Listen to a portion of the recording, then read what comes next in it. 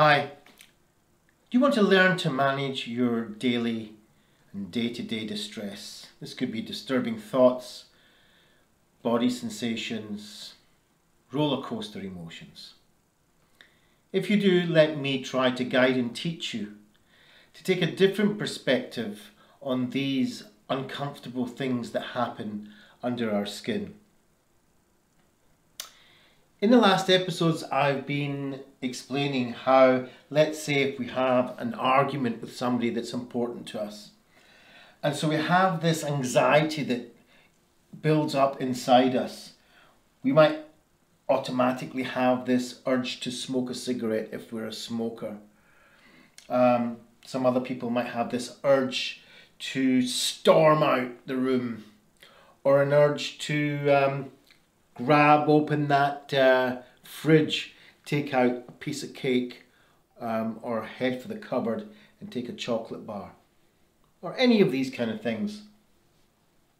We might have some disturbing thoughts that come through at this time. Oh my goodness, I'm such an idiot. Why am I still talking to this person? Oh, I don't know, I'm a fat person, so I'm just going to go and eat now. Whatever it is, these disturbing thoughts come up. We get these urges that come up, and we get maybe a feeling of guilt that the person that we've been arguing with maybe is our parent, for instance, or something like that. And then what happens is we have this kind of behavior that we do to try and numb that and to try and avoid actually dealing with this. And this comes in a number of ways that we will do this kind of behavior. We might do something to distract us. That could be even going to work, working all day and all night just to distract us from these thoughts that keep plaguing us again and again and again. We might maybe withdraw. We might go up to our bedroom or to any other kind of private place and just shut ourselves out from the world. Or we might start using some sort of substance, whether it's alcohol or cigarettes or vaping or drugs or whatever, or pharmaceuticals. But we might also just be, one of those kind of thinkers, and we start ruminating and sit in a corner and ruminating again and again and again, or just sticking the TV on and blobbing out in front of the screen. Now the question is that strategy actually working? Is it doing what it says on the tin, which is to help us avoid dealing with these very uncomfortable events that are going on inside our body? Well, the quick answer is, in the short term, yes, they are. They are actually very effective. And if they weren't effective, we wouldn't be doing them. So it's not about doing something good and something bad. There's no moral judgment to behavior here. It's about, is it working or not? So in the short term, yes, it's working. But the question is, what is the cost in the long term? And this is what we have to ask ourselves. Is this behavior working for us in the long term? And that is regarding the cost, regarding our work, regarding our relationships, regarding our pocket. Is it costing us actually money? Is it costing us health? Is it costing us in our energy, in our life? And by just sitting down and examining, yeah, it's doing the job in the short term, but what is the long-term cost?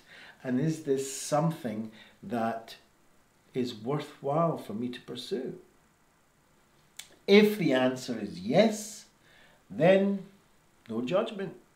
If the answer is, well, I can see the short-term benefit, but actually I would like to get closer to the people that are important to me, get closer to getting some sort of value out of my life, enjoying my health, enjoying the way I spend my money better, and so on and so forth, then it's time to change. Changing that behavior is not an easy thing, but it's about repetition, it's about practice, it's about starting on the road in small steps. And one of the things we should examine is, What are the things that are important to us? Who are the people that are important to us? Start making a list of that. And once you've got that, think about what are the tiniest little baby step things that you could do that will get you closer to these people. Now again, you might be rushing to the fridge, getting out all sorts of things and making a beautiful cake for your child's birthday or your spouse's birthday.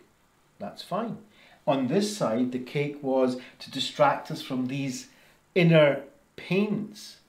And then we just abuse that. In this side, we might be making a similar cake, but this is for a purpose of getting closer to somebody. So it's not the behavior itself, it's the purpose behind that behavior, and if that is getting us closer to the things that are important or away from these uncomfortable feelings inside.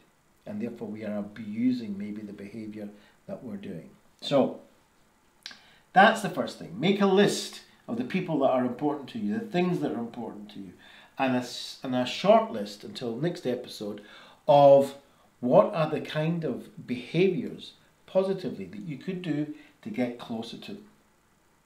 Thanks for listening.